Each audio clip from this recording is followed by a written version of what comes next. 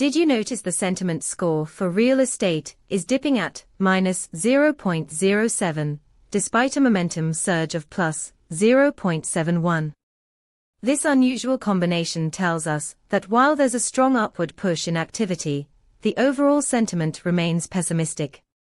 Historically, we typically see sentiment rise alongside momentum, but not this time.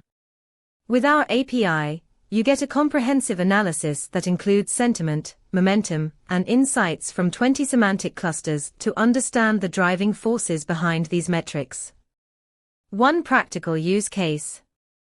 You could leverage this data to adjust your investment strategy, focusing on areas where positive momentum contrasts with negative sentiment, potentially uncovering undervalued opportunities. For more insights, check out pulsebit.loj enterprise.com/docs.